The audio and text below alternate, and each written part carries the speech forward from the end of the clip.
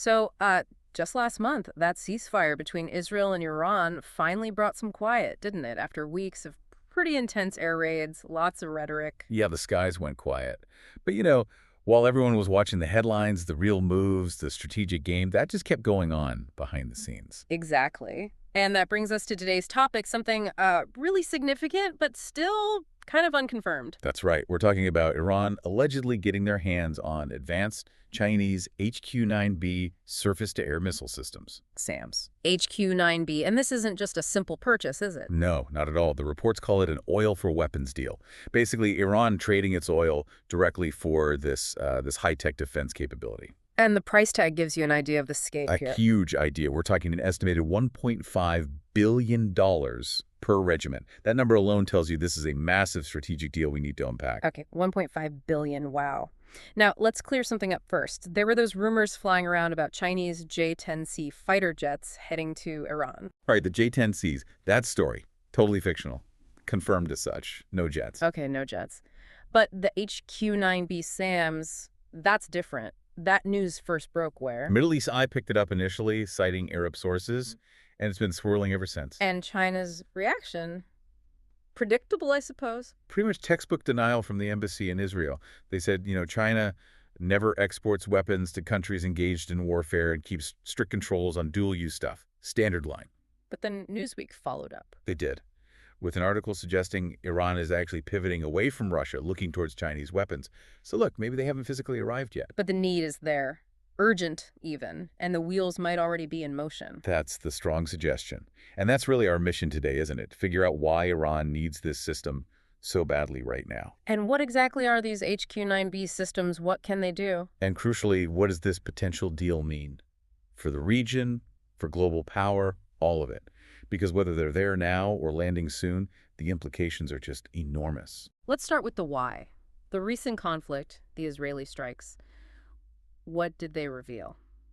Well, they really laid bare some critical vulnerabilities in Iran's defenses, fundamentally. It showed their current air defense network just couldn't cope with a sustained modern assault. Even though Iran did hit back, they struck Tel Aviv, Haifa, disrupted ports. Oh, absolutely. They showed they could contest Israel's air dominance, which hadn't really happened like that in decades.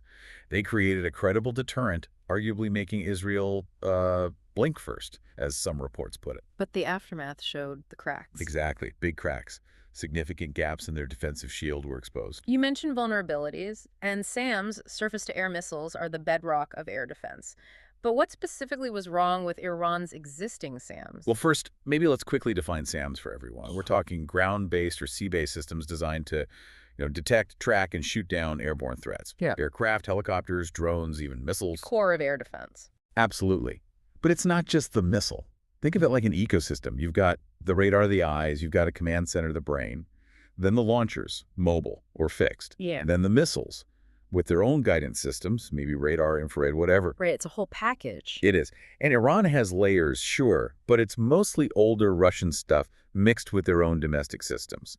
Some reverse engineered, some modified. And they couldn't buy new stuff for a long time, right? The embargo. Exactly. The UN arms embargo was in place until October 2020. And even after that, U.S. pressure basically blocked major purchases until late 2022. So they've been making do. Okay, so making do. We hear about systems like Russia's S-400. Right. Turkey bought those and got kicked out of the F-35 program. India bought them too, but got a waiver, a CATSA waiver, because of its strategic position. And then there's Israel's Iron Dome, which is famous, but it's short range, part of their bigger system with David's sling and arrow. Exactly. Different systems for different threats. Yeah. But Iran's network, built under constraints, it has some really critical flaws. Life-threatening flaws, potentially. What are they? Okay, number one, coverage gaps. Big ones. Key nuclear sites, Fordo, Natanz, Isfahan, they don't have a unified modern defense umbrella. Same for coastal defenses along the Gulf and even major cities like Tehran, Shiraz, Tabriz. So holes in the map, what else? Absolutely. They know they need something much better, something that makes it way riskier, way costlier for Israel using F-35's advanced U.S. drones to try again. They're not trying to win a dogfight with fighter jets. No, they know they can't. They need a denial wall, a keep-out zone.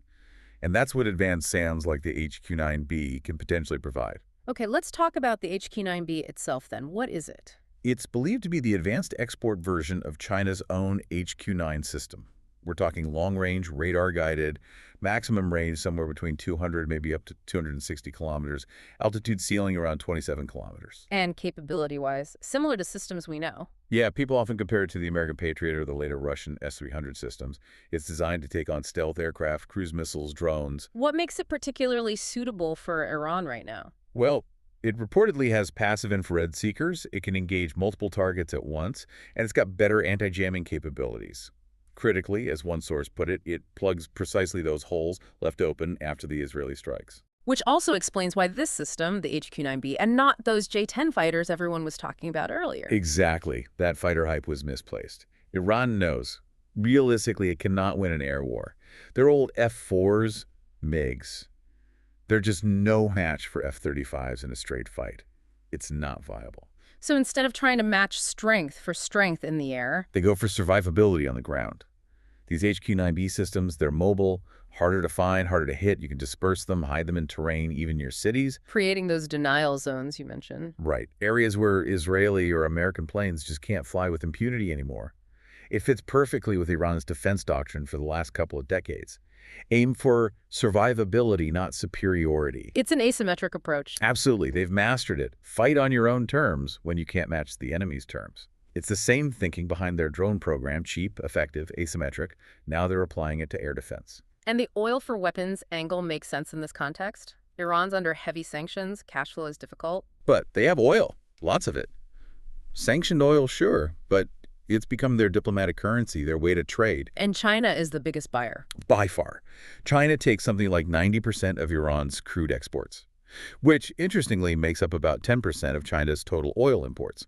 So for Iran, China offers the quickest, maybe the only, path to getting these advanced weapon systems right now. Okay, so why China? Why not Russia? Russia and Iran have close military ties. They do, but there are complications. First, Russia's own military needs are huge right now because of the war in Ukraine. They need weapons, systems, parts for themselves. Sending top-tier SAMs to Iran might be slow or just not feasible in large numbers. That makes sense. What else? There's also the Putin-Israel connection. It's complex. Around 30% of Israel's population is Russian-speaking, something like 2 million people. Deep ties, cultural, family, economic. Many have dual citizenship. Putin acknowledged that during the recent flare-up. He did. He highlighted it when calling for restraint, urging them to avoid civilian harm. So Russia has to balance its relationship with Iran against these significant ties to Israel. It's a tricky position for Moscow. Whereas China. China plays a different game. They have strong relationships and big interests right across the Middle East. Saudi Arabia, the UAE, Israel too, and Iran. Beijing likely prefers stability, or at least not getting drawn into an active shooting war. But they did condemn the Israeli strike on Iran last month. They did, and offered to mediate. Foreign Minister Wang Yi made statements supporting Iran's sovereignty, peaceful nuclear rights, resisting bullying, pushing for negotiation. Projecting influence without taking direct sides in the conflict. Exactly. A Chinese spokesperson talked about contributing Chinese wisdom, Chinese initiatives, playing the responsible major country role for peace. It's careful diplomacy. Okay, so while China navigates that, the U.S. is facing its own issues, this missile problem. Yeah, that's become a very public issue. Those U.S. Patriot systems were absolutely critical in backing up Israel's defenses during Iran's big missile barrages earlier this year. But the cost was high. In terms of inventory, yes. A Pentagon review apparently found the U.S. was down to only about 25% of its required Patriot missile stock after helping Israel and, other partners. Which led to that pause in sending Patriots to Ukraine. Right. It highlighted a real strain on U.S. stockpiles and production. And it's not just Patriots, is it? There are broader challenges. Definitely. Using systems like TRAT is incredibly expensive, and they aren't designed for every threat. U.S. defense contractors are hitting bottlenecks, particularly with rare earth materials needed for advanced components. Plus, the Pentagon's attention is stretched thin-ish. Ukraine, Taiwan, the Red Sea. How is this playing out in the region among U.S. allies like the Gulf states? They're watching very closely. There's a perception, rightly or wrongly, of a kind of post-West Asia emerging, a region where maybe Chinese arms deals, Russian mediation, and a slower U.S. reaction become more normal. So they're adjusting their own strategies. It seems so. They're hedging their bets, is the phrase you hear. Working with China, working with the U.S., trying to maintain relationships with both, even when Washington pushes them to choose. They see the landscape shifting. It's fascinating. And there's this other kind of provocative idea floating around about Iran itself. Ah, yes, the idea that, perhaps unintentionally, former Israeli PM Netanyahu's focus on his own political survival actually helped Iran become a sort of prototype for survival. How so? By weathering everything the West threw at it, severe sanctions, cyber attacks, diplomatic isolation, and now direct missile strikes. Iran's resilience, its ability to endure and adapt under that intense pressure, it sends a message. A message to other states under similar pressure, Venezuela, Myanmar. Exactly. It shows them that survival is possible even against that kind of full-spectrum campaign. It's an unsettling lesson, perhaps, but one that's being noticed globally. And these weapons deals, like the potential HQ-9B acquisition, are just one part of that survival strategy. Likely just one chapter, yes. What comes next?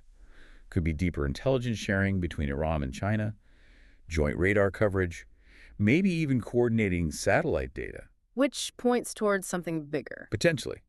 It could be the very beginning of what some are calling an alternative military order, something outside the traditional U.S.-led alliances like NATO or CENTCOM, new alignments, new supply chains taking shape. So, wrapping this up, what we've really unpacked today is how this potential HQ-9B deal, whether it's done or still in the works, it's far more than just an arms transaction. Absolutely. It signals Iran's strategic shift towards ensuring its survival.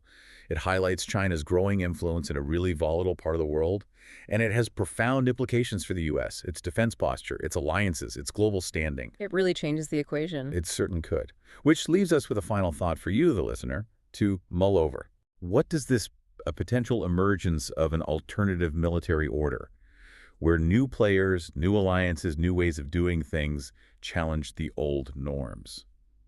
What does that really mean for global security and stability down the road? Something to definitely think about as these international dynamics keep shifting. Thanks for joining us on the deep dive.